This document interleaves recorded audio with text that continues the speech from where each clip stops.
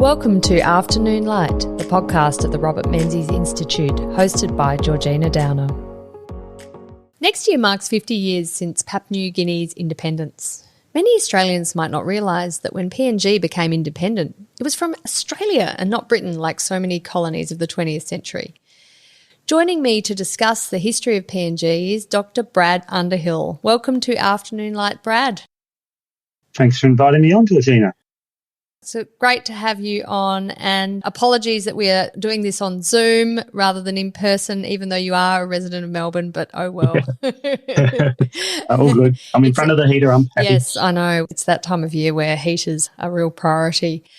In preparing for this podcast, I felt terribly embarrassed about how little I knew about the territory that was once an Australian territory of Papua New Guinea, of course now very much an independent country, almost 50 years old. But tell me about PNG becoming a territory of Australia. Let's start at the beginning, which really is very linked to the time of federation, isn't it? It is, yes. So it's not unusual that you didn't know that much about it. We ran a third-year unit deacon for many years. The students there, we would ask them, what do you know about Papua New Guinea? And invariably it was Kokoda. That was what people pretty much knew about PNG. So PNG became, it was separate territories. We had Papua and we had New Guinea, and they were administered separately as well. But in 1884, Germany took the north of now Papua New Guinea, and Australia was in a complete panic at that stage, the colonies. So they hassled the British to say, come on down, please protect us. And so Papua became a British protectorate and then a colony until Federation. But the eastern colonies actually funded that colony as well. So at Federation, we got to the territory of Papua in 1905, and the idea then was that it would become a place where it was quite paternalistic, but also a very protective place. So there was very minimal development in Papua. Germany was still in control of New Guinea until First World War. And so you could not buy land in Papua. You could lease land, long-term leases, whereas in New Guinea, you could buy land, and it was far more of an economic model. And then when we got to World War I, the first fighting of World War I was actually up in Rabaul in New Guinea, and I think from memory maybe 7 or 8 Australians were killed there. And so Australia took control in 1914, and then infamously, or maybe famously, I don't know, Prime Minister Billy Hughes at Versailles in 1919 argued very strongly that New Guinea was our natural birthright. So at that point, Australia took control. That was much to the chagrin of Woodrow Wilson, the President of the United States. He wasn't happy about that. But anyway, we took control and it became a mandated territory under the League of Nations. And it was our responsibility as Australians to protect and develop the peoples of New Guinea as well as the peoples of Papua. But they were run separately as separate colonies, I guess, for want of a better word, right up until 1942 when the Japanese invaded. And they had completely different emphasis. So we had this protective model in Papua. These were Australian citizens, for want of a better word. They were certainly Australian citizens. Papuans were Australian citizens from 1948 with the Citizenship Act, but British subjects before that. And New Guinea was run as a business, lots of gold mining, lots of plantations. Not that they weren't in the south, but they were far more in the north. So it's quite a difference. And then when we get this melding together in 1942, where they come under the control of the army, Angao, and at that point, we get this merging together. It's very much, obviously, they're defending. We've been invaded. It's Australian territory that we're being invaded. That's an important point to make here, that this is an Australian territory that has been invaded. We have been invaded. It's not a foreign territory. And what we get is the melding together of two different attitudes. And that plays out in the post-war period with the different officers that were working in New Guinea compared to the officers who work in Papua. So, yeah, I guess that's a brief summary. So in terms of the attitude towards economic development versus protection and sort of trusteeship.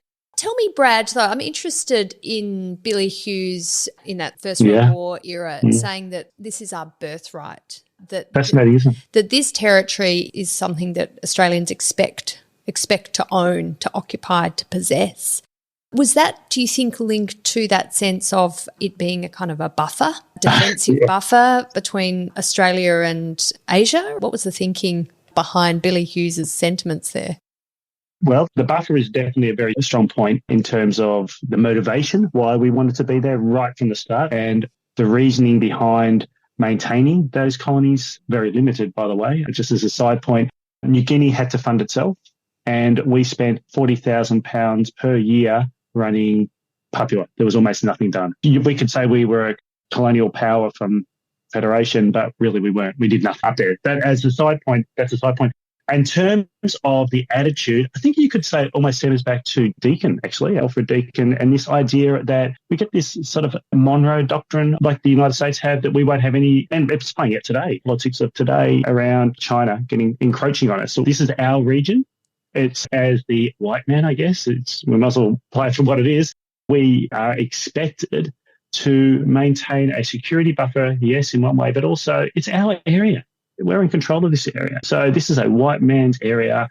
It's our responsibility. You could almost also think of it in terms of the white man's burden. It's the same type of time as Kipling's idea of it's our responsibility to lift up the native peoples, the Pacific Islanders.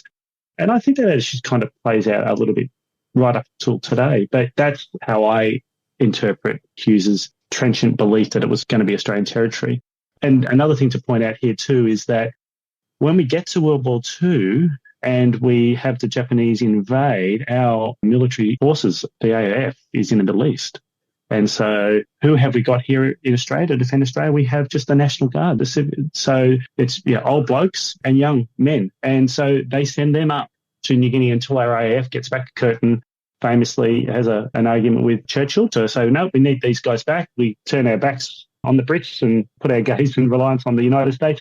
And it's those young men that are up there fighting in Kokoda until the AAF get back, because it is Australian territory. So we don't have compulsory military service until Vietnam overseas. This is compulsory national service that they're fighting up there as well. That's right. We had this sort of conscription during World War II, but it was just for the territories of Australia, limited. And of course, as you say, this included Papua New Guinea. And you raise an important point that, of course, the territory of Australia has been invaded through the invasion by the Japanese into Papua New Guinea. And, of course, the Kokoda Trail is still an iconic and tragic experience of Australian troops during World War II. And, of course, our Prime Minister and the Papua New Guinea Prime Minister walked a portion of that trail the other day. Any step on that thing is hard work. So I understand. I think my father might have done part of it, and he's certainly not the fittest person, but he's okay. Yes, a bit of a struggle, I understand. But, quite I think a really important experience for Australians to have, to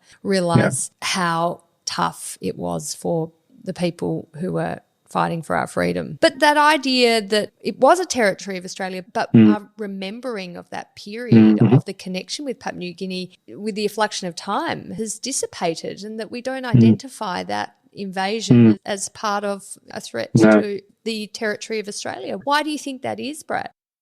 Well, we just at Deakin have written a special issue exactly on this self-publication. I guess that what we have focused on is the fact that Australia, when PNG became independent, which I know we'll talk about in a minute, but when it became independent, it kind of cleaved away any sort of national remembering of PNG as part of Australia, particularly Papua. And historians in Australia, and of course most people don't read historians' work, I understand that, but it does play out in intellectual circles and plays its way down into common language, I guess.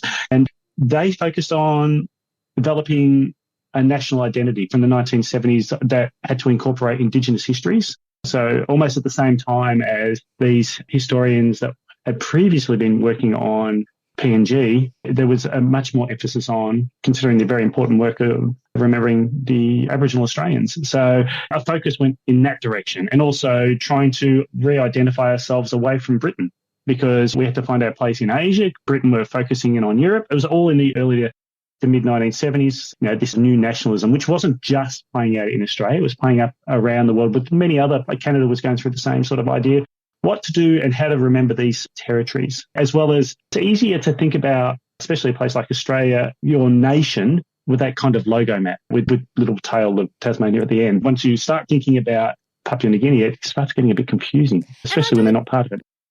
When you conceptualise our history, you conceive, obviously, the ancient history, Indigenous Australians, and then British coming in the 18th century, and colonisation. But then we don't necessarily think of Australia as a coloniser itself in terms of how we conceive of Australia and its history. And so this sort of idea that we would have occupied a territory, I mean, it wasn't necessarily against the will of the Papua and New Guinean people, but that was part of our story.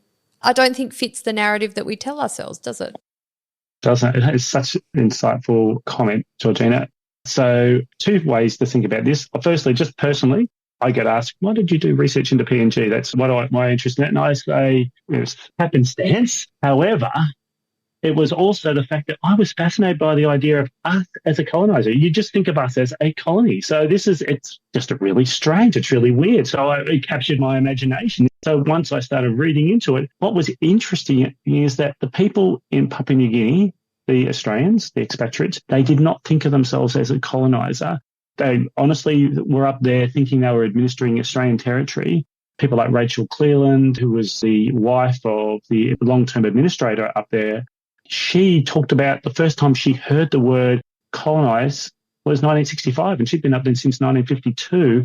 And what we find very interesting is that as PNG gets closer to independence and Australia is trying to wash its hands in the 1960s of being a colony, they don't want to be associated with Rhodesia and all that sort of stuff, there is this change in language from territory to colony from the Australian government as much as anybody else. The push for independence is not really coming from PNG. It's coming from Australia, let it go. And so the language changes to a colony as much as anything. So it's still the territory of Papua and New Guinea until independence or until 1972, but the language and the way it's framed is a colony. It's reckoning there at that point. Just the language. Embarrassing to be a colonizer. We don't want to be a colonizer. But tell me, Brad, what was the nature of Australian rule and administration of Papua New Guinea? Because it was different from, say, the British or the Germans or the Dutch, the Spanish going into a territory and taking it over and declaring this is our colony. It was more of a trusteeship, wasn't it? Correct. Yeah. So when you think about PNG in terms of being a colony, it's very late to become a colony in comparison to most of the 18th and 19th century, and then primarily extractive colonies. The idea is to take the natural resources and produce stuff from it. So as Britain was doing, the French were doing, as you say, Dutch with oil and rubber, and Brits with Malaya and rubber, etc. Australia never did that. It was never about economic benefit to Australia. It cost Australia money, and very minimal prior to the Second World War because we kind of just ignored them. But after the Second World War, the amount of money that the Australian government were putting into PNG, I think it equated to something like over a 15-year period in today's dollars. Got it in my forthcoming book, but I can't remember the number, but it's around about $4 billion. Huge numbers at the time. Yeah, I mean, massive amounts of money were going in there. And to this day, Brad, PNG is the largest recipient of Australian aid, so this certainly it is, not... Yes, it's $500 million. $500 million at the moment, at a minimum, plus, of course, all the natural disasters and rugby plus what teams. We're going to I was going to say, be putting into the new rugby team, the new NRL team, $640 million. What is that? It's amazing. We'll get onto that later. Yeah. But so post World War II, we're investing enormous amounts into our territory, PNG. So what's important here is that when we decide to focus on PNG as our territory, as our colonies, as being responsible colonisers, it's in a period where even the British using a different attitude. It's more about what can we do for the local people. Attitudes are changing during the 1930s. There's under the guise of the Fabians, so they're an educated socialist mob, I suppose. They believe in Marxism to an extent, but non-revolutionary, and they are pushing the line of we need to be responsible colonisers. They're not necessarily anti-colonial. They would generally work within government circles, and so it emanates out of Britain. That's where Fabians emanate. But the Australian development in the 1940s is through an organisation, through the Army in the 1940s. It's a Directorate of Research and Civil Affairs, and they are all academics and they're all Fabians. They really believe in this idea of, as you mentioned, the word trusteeship, social trusteeship, and that is where we must develop systems to protect, but also develop, I use that in quotation marks, develop the primitive peoples of Papua New Guinea so that they can stand on their own 2 feet. It's an attitude that comes from government and also comes from The other of the Australian government that's very active at this time, and that's external affairs under Evatt. And there's a very important player that is his advisor at the UN. So just to take a step back, so we've got 1945, Australia's very active in developing the UN Trusteeship Council, and they're really trying to keep on the good graces of the Americans who are anti-colonial. And that is that if we're going to have colonies, the United Nations are going to have a monitoring system. And so this monitoring, so that you every year, you would have to write a report to say what you've been doing to develop your colonies, and everybody's involved in it. The Brits are really unhappy about it. There's a real break between the Australians and the Brits over this issue. And so the External Affairs Department, under the helm of Evatt, has an advisor on that called Paul Hasluck, who's one of our advisors, who is the most important person in Papua New Guinea history, which I know we'll talk about in a moment. But it is liberal internationalism. So we've got the UN, we've got the Atlantic Charter. It is this idea we are social. We've got a responsibility to society. We've got a responsibility to everybody in the world, not just ourselves. It's not about nationalism anymore. We are international citizens, and we've got these core beliefs of liberalism, which is protection of the rights of the individual. And then we get into this messy bit about how much government should be involved. We can talk about that. But that is the motivations, those two key pillars. What's going on with DORCA, the Research Council within the Army, with these academics, and what's going on within the external affairs peoples, and how they are melding together to come up with this idea of how we're going to develop PNG in the future, with an eventual very, very long-term goal of them becoming independent as a developed people. Yeah, but our commitment was that one day it would be independent of Australia. Yes. So there wasn't a sense in that post-World War II period that this would be a forever territory and another state of Australia. This was going to be something we took responsibility for. It's been our territory. These are our Australian citizens, but eventually they will perform an act of self-determination and declare their own sovereignty and own state, and we will support them on that journey. Yes, you're right. A little bit more complicated that in one sense. So part of the motivation here is that we've got this debt of gratitude to the Papua New Guineans, the fuzzy wuzzy, famous fuzzy wuzzy sort of symbol. So in 1945, the Australian government sets out, it's under Chifley, they said this is the New Deal for Papua New Guinea. It's bipartisan. And in fact, this is a bipartisan project right up until Whitlam becomes the opposition leader in the 1960s. And the idea here is that we will be responsible for these people and they will get their independence in the long term, but there's never a date. And using, Brad, this terminology, is that modelling off the US New Deal? Is that the... Yes, correct. Yeah, okay. Yeah, that's right. Yeah. So hopefully we'll talk about that in a minute, about the liberal response, the extreme centre of liberalism. But it's important to point out here that there is never any end point here on when they are going to get their independence. They are thought of as being so prehistoric that it's just like it's an end game. And also, just as an aside, in this special issue that I spoke about in Australian Historical Studies, myself and my colleague Helen Gardner have written an article about a very strong chance in the 1960s of PNG becoming a state, the seventh state of Australia. A whole load of Papua New Guinean politicians came down to Canberra, met with Holt, met with all number of different politicians down here. There was a really strong movement to make it part of Australia. And there was a poll, a Gallup poll at that time, and 30% of Australians said yes, PNG should become a territory, should become the seventh state of Australia. It's never going to happen, of course. And they got whitewashed. It was white Australia. But there was a genuine move and a push within PNG and a lot of sympathy in parts of Australian society for it to become a state of Australia. So, yes, on the one hand, Australia is saying we're going to develop, but on the other hand, there was this little bit of tension in there that it was potentially could have become a state of Australia. So, well, it's an extraordinary sliding doors moment. Although you say 30% were in favour of it in Australia, I'm assuming, 70%, maybe some were undecided, but quite a few were opposed. So, yeah, that's true. But it's still quite amazing. It's very interesting. This New Deal for Papua and New Guinea, because of course they were treated separately, it was the Labor's External Territories Minister at the time was Eddie Ward, that firebrand Eddie Ward. It's interesting, he is quoted as saying that this New Deal would curb the exploitation of Indigenous labour on European-owned plantations, which of course is a great concern about to give the native an opportunity to advance in his own right and not merely to be an instrument for employment by non-native agriculturalists or industrialists. So that sense that there had been exploitation and we would be standing against that was very important in this new deal.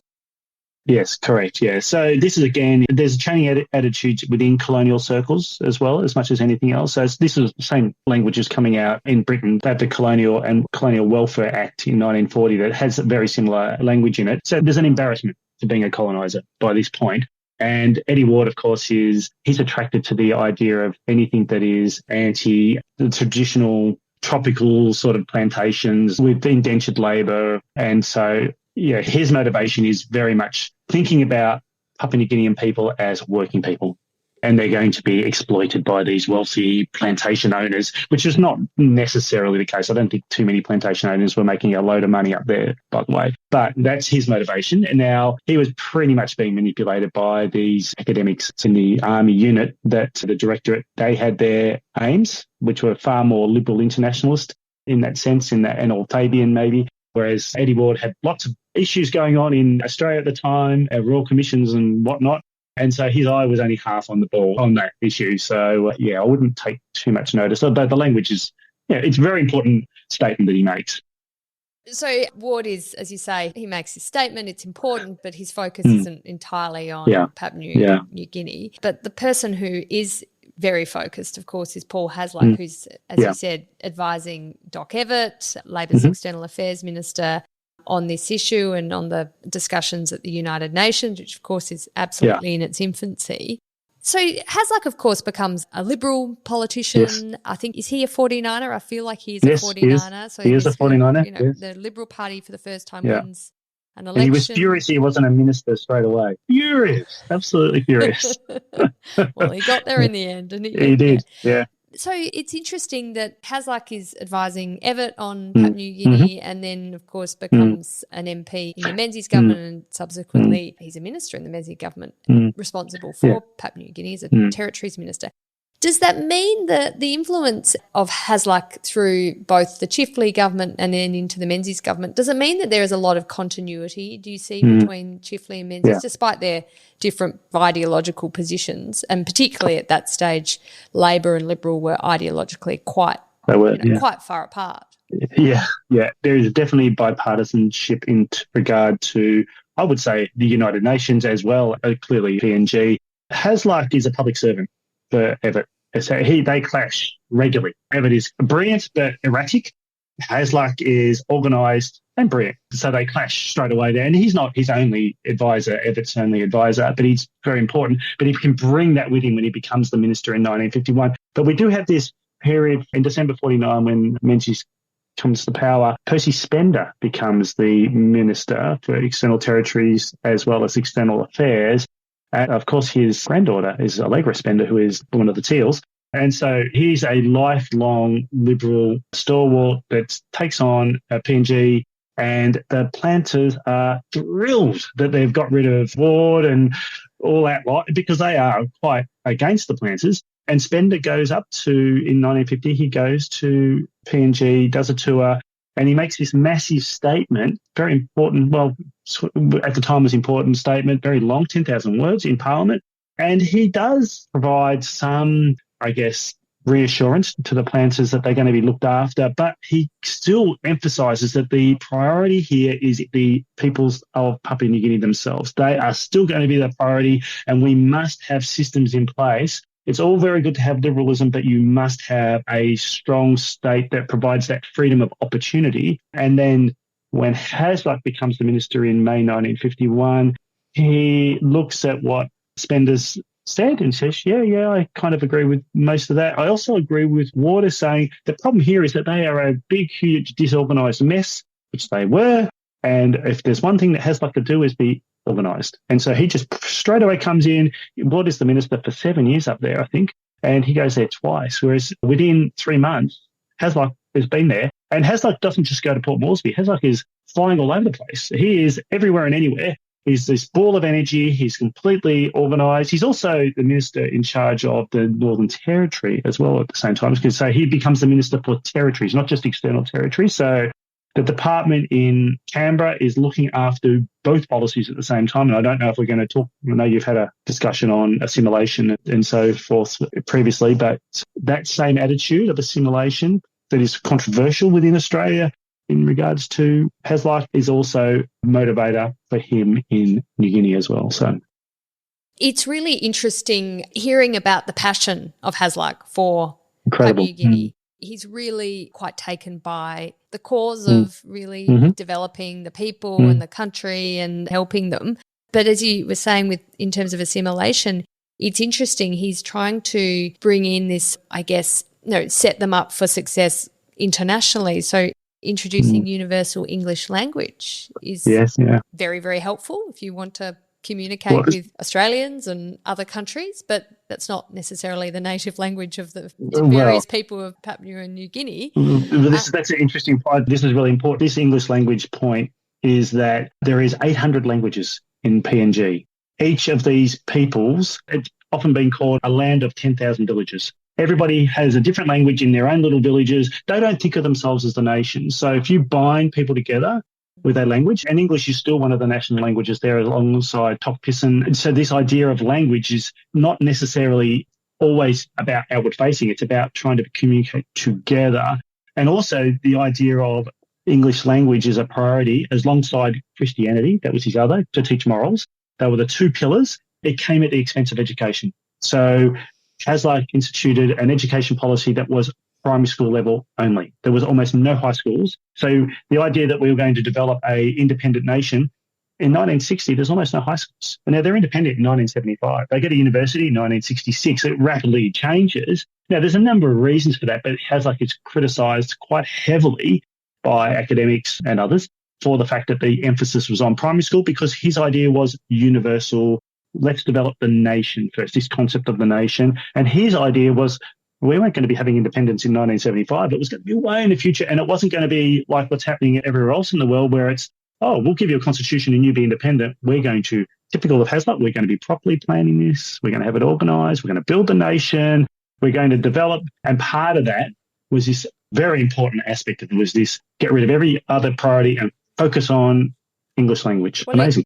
I mean, as you say, he was very organised and systematic about the development of PNGs as a nation. This development pyramid is extraordinary. That's me. That's not him. That's you. Okay. Well, I'm looking at it thinking this is incredible how he's talking about property ownership. He's talking about political development of local councils and this sort of local autonomy. Yeah. He's wanting all of this in the end to end up one day, obviously decades on, not just in 1975. That's correct. So this idea came to me when I was in PNG with my wife. We did a cruise. So if you want to do PNG and you're worried about heat or security or whatever, do a cruise. The cruises are great. Anyway, we were sitting there and I wasn't going to do any work, but I thought I'll just read Hasluck's fantastic autobiography of his time as minister. And I'm reading away and I read this page 195 because it etched in my mind. Oh my God, this is his plan. And I pictured it as that Maslow hierarchy of need thing, that's. And so the idea here is that at the very base is that you've got to have a physiological security. So as a government moving, and he is very evolutionary in his thinking, like step by step, we're going to evolve these people, which is problematic, but that's how he definitely was thinking. It's how his language was. And so the idea is that initially we need to pacify the natives. So we're going to pacify them. We're going to have friendly relations. We're going to establish law and order. So that's what the KIAPs, the patrol officers, did. They would go out to these territories and they would introduce themselves and then they would develop relations and eventually control them, I suppose, is one for a better word. And then they would bring in, the missionaries would come in and you would get health services and some semblance of language and schooling. And so that's at the very, very basic level. And that's, I guess, a form of social welfare. You get village courts, you get medical services. And then the next stage is step 2 is where you start thinking about agricultural improvements, developing a sense of community, bigger than like a hamlet or a village, and this idea of English language. And the idea here is that we are going to try as much as possible. Now, Hasluck is criticised for trying, he's very insular in his thinking in terms of he doesn't want to be like other colonial powers. He's just disgusted by it. And at times it's a problem because he has to keep reinventing a wheel that's already been reinvented. It's interesting, Brad, though. I understand he might have been critical of other colonial powers and ways of doing things and ways of running colonies. Yeah. But as I understand, he never visited another No. colony. The only colony he was visiting was Papua New Guinea. Yeah. And, of course, there would have been buckets of experiences to be had and lessons to be learned, whether good ones or bad ones, from dismantling of the British Empire and all those colonies. But he wasn't interested. He must have read the reports and thought, no, I'll have none of that. I know better. I know better. Yeah, I think so. He's very confident. He's a very capable person, of course. So in this stage 2, though, what we get is a very important aspect is that he does know, and he's critical of the fact that economic policies in other colonies really focuses on developing factories and all that type of thing where people would move to the cities. And then you get this landless proletariat, and which creates that tension. And he doesn't want that. What we want to do is we want to develop an economic model where people stay in their villages. We don't want them coming to Port Moresby, for example. We want them to stay there. So the economic model, the agriculture, is going to be based on agriculture. We're going to have cooperatives and we're going to have plantations run by the local villagers. And the model is that these patrol officers and the agriculture officers will come in and teach new ways of growing crops, maybe rice or copra and various other coffee, for example, and Australian government would market that internationally for you. So, but the point is that people... A lot of what you're talking about sounds incredibly paternalistic, very much sort of the state control, and we're going to make you focus on your local village and developing agricultural economy within that small village that's sort of very subsistence sounding. And Paul Hasluck was a member of a government that was charting a very different economic model in Australia and a different form of development in Australia, where we were moving people from the land to big suburban centres, big cities. We were industrialising, we were manufacturing, we were encouraging private enterprise. So it's interesting that he was adopting a model that his government at home was not at all in favour of. In fact, a lot of the policies were complete opposition to what he was promoting in Papua New Guinea. And you wonder, I mean, what was Menzies thinking about all this? Was he saying, well, not sure if these sorts of policies marry up with our philosophical positions? Yeah, that's a really great point. I think from my reading, Menzies was fully on board with what Hasluck was doing in PNG. Hasluck was like this inspector general of this separate world. And it's to Hasluck's credit that he wasn't being influenced by what was going on elsewhere. He was focused on the problems in PNG and his version of how to fix those based on the history of past colonial problems. So, and he has his advisors, of course, but the idea here is let's keep these people, it's a form of assimilation as well. Like it is that form of, we're going to provide you with some Western stuff and we're going to bring you along slowly, but the last thing we want you to do is all move out of your home, out of your social structures that are there. That means it's much easier to maintain a country, control it. It's much easier to economically develop if you've got your hands on stuff. Because, as you say, there's no trust in the capacity of the Papua New Guinean themselves, let alone the fact that, of course, they've been providing for themselves for millennia. But this is looking down on these people, but in a generous way, I suppose. How much do you think these ideas were informed by Hasluck's liberalism?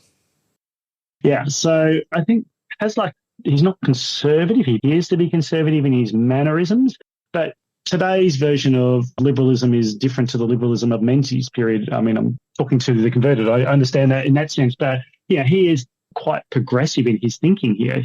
The idea is the rights of individuals is paramount, but also the role of government in providing the ability for people to be able to freely go about their business is also important. Now, here in Australia at that time, the form of liberalism, there's still a very strong government activity in the 1950s. This is not neoliberalism of the 1980s going on here. So what's going on in PNG is just a much firmer version of that because of that lack of trust and that sense of responsibility to provide the skill set to these people so they can benefit from classical liberalism in that sense. One argument is to say it stems from the 1930s, from the Great Depression, when government started, especially with the New Deal with Roosevelt, this idea of government having to have a responsibility to provide safety and security, but not get in the way of individuals. Now, obviously, there's a tension there. And in this case, it's like an extreme centre of liberalism. So you've got, if you look at the spectrum of politics, you've got Papianism, you've got Marxism, and you've got Papianism on the left, and then you're moving towards maybe classical liberalism is more to the right. And in the middle here, we've got this playground of literally liberal internationalism, of rights of individuals is paramount, but there has to be a system put in place which provides security. But look what the world's gone through from 1914 through to... And considering the context, you can understand those sentiments. Tell me, Brad, do you think Hasluck was successful with his plan and his development pyramid as you have created? Yeah. When I went into this research, it's really, it's pretty traditional to go into doing anything on post-colonial studies just to be critical of the coloniser. And it's pretty easy to be because it's pretty abhorrent to be in control of another group of people. You also have the smugness of 2024 knowledge too, don't you? I know, that's right. You're all knowing, you're all powerful, that's right. And you're all right. If I'd been there, yes, of course, you would have done it so much better. Oh, yeah. Nowhere near the capacity of that man. Yeah. I think if you look at PNG today, has it got problems? Yes. Has it had a coup? No. Has it got a thriving democracy? Yes, it's definitely got a thriving. They are so politically active there. They've definitely got their problems. And then the way the Australian government established the regime that's in place today, you could argue that it was too bureaucratic, too expensive for what they could afford. But there's so many complexities here in regard to PNG, and just think about the resources that they've got available. And they've got this thing called the Wontok, which is like responsibility back to your local people that is so strong that there's so much above nationalism there that undercuts anything that Hasluck and the Australian government were doing. So the systems go there. It's functioning. We see the riots. Of course, we had the landslide, and there's definitely issues, but it is functioning. And Hasluck said repeatedly on a number of times, the Australian objective needed to be that we have a safe, secure, stable northern neighbour. The last thing we want is a dysfunctional. And I was just reading in preparation for this, I was just reading the DFAT papers just to see what are their motivations. Almost the same language. Almost exactly the same language. So what last thing we want is a big basket case above us. Well, Brad, it's the reason for a lot of Australia's aid policy in the Pacific is we want a peaceful neighbourhood, and we're going to have a peaceful neighbourhood if we have functioning democracies in our neighbourhood, if we have people who can attain good levels of human development, if they're economically prosperous. These are all very important for a peaceful neighbourhood. So as good neighbours, we help support that through our aid program. Yeah. Tell me, Brad, about 1975, because this happened a lot quicker than Hasluck had foreseen. And I did find it interesting reading this quote by then Australian Prime Minister Gough Whitlam on PNG's independence. He said it was more about Australia and Australia's view of her own proper role in the world, which I thought was...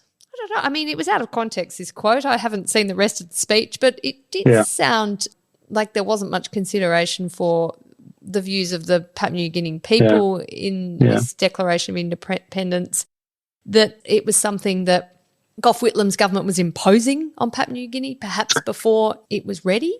What are your views on this? Firstly, Whitlam's an interesting character in all this. So, as I said before, it's bipartisan, the policies, until the mid-1960s. Hasluck has gone to become Defence Minister and then Foreign Minister and then Governor-General at the end of 1963. And what we get is increasing pressure on Australia internationally, like the United Nations. We've got this trusteeship council that is monitoring Australia, and increasingly all these new colonies becoming nations. They're critical of Australia maintaining control. So it's an embarrassment to Australia to continue to be a colonial power. And so we want to wash our hands of it. That is Australia literally from the 1965 when under Barnes, and Whitlam becomes the opposition leader in 66, and he uses an arguing point. He says, this is embarrassing. As soon as we get to power, we're going to get rid of them. This is terrible, tokenistic, white man type thing. But it's way more complicated than that. There is an element of Papua New Guineans in the Highlands, but the Highlands is only colonised in the 1930s. And so they don't know what the heck's going on. The last thing they want to do is be dominated by the coastal people. So they want to maintain their independence. There's an independence movement, a movement to stay within Australia called Papua Basina under a very dynamic female leader, Josephine Abaija, in the 1970s. So what Whitlam is saying, you are right, is only focusing on his needs, his political needs. the embarrassment of us internationally being a colonizer, whereas in PNG, it's a very slow and complicated, it's fast in one sense, but it's complicated because they've got to get buy-in from right around the country. Their constitution is built by going right around the country for 3 years to build this incredible constitution to get as much buy-in from all the different areas as possible. So it's a beautiful thing, but it's not them trying to cleave their way away from Australia. Australia wants to let them go as much as anything. There's a portion of the Papua New Guinea people that want to remain Australian. These are Australian citizens. Yes. Papuans are Australian citizens. They are letting that go.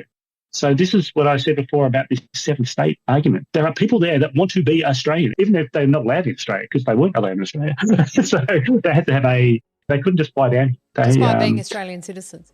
Look, Brad, this is a fascinating story. And of course, from 1975, there is even more important history to discuss, which we don't have time for today. But thank you so much for coming on Afternoon Light and talking about this. And fantastic, you've got this publication coming out, Preparing a Nation, which we will be very much looking forward to. And we'll put the details in the show notes. And of course, your special edition of Australian Historical Studies on this. And no doubt you will be very busy next year with the 50th anniversary celebrations. Yes, correct. Thank you so much. Thank you, Georgina. Thank you.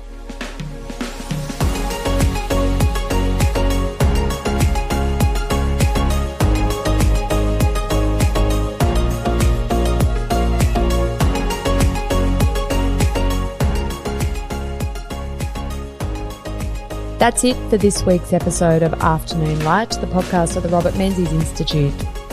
Please make sure to subscribe and catch up on our latest online content on our website or on Twitter, LinkedIn or Facebook.